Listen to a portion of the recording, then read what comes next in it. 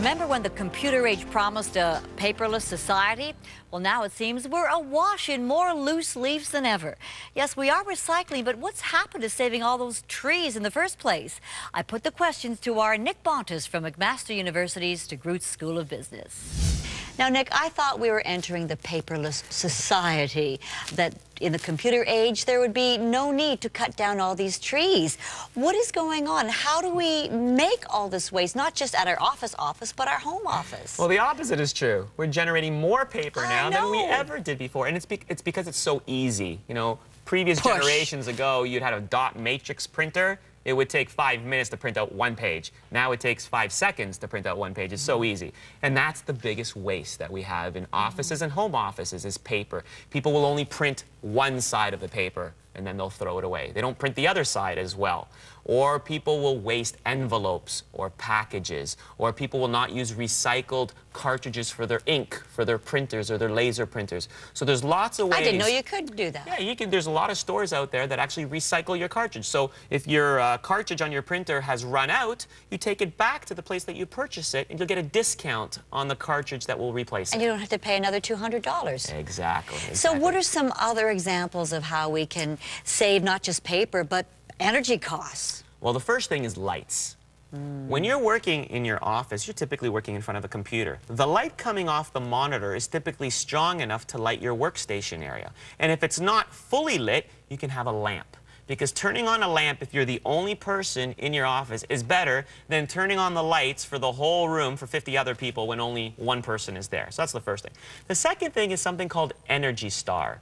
Energy Star is a type of compliance that is used for monitors. If they're Energy Star compliant, that means a monitor will automatically turn off after a certain few minutes of non-usage. It's similar to your computer. If you can set your computer to have a hibernation mode, for example, after 30 minutes, what that means is if you don't type or move your mouse in 30 minutes, your computer will automatically turn off. And then as soon as you come back and press the spacebar, boom, your computer will turn on again. So these are ways to actually reduce energy. Another thing, very, very important, your mouse and your keyboard. Or your speakers, for example. People will turn their computer off or their monitors off, but they'll leave the batteries on or the power for their mouse or their keyboard. So especially if you're going to go away for a long period of time, you're taking off on vacation for a week. You know what? Turn everything off. It shouldn't be on in your house all week long. Is there a #1 rule when it comes to turning your computer off rather than just logging off? Yeah.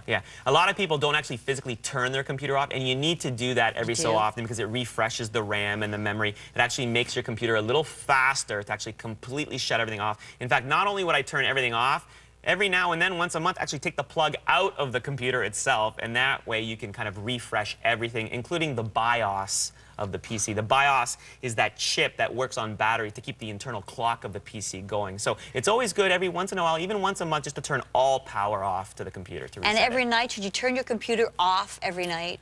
This is the advice I use for everybody in my family. I always like to turn the computer off because in some cases it just shouldn't be on. Don't forget, if you're sleeping 8-9 hours, it's sitting there on 8-9 hours every single day and nobody's using it at all. Something tells me that somebody in your household is guilty of that. Okay, what are some tips for going paperless? So, some tips for going paperless.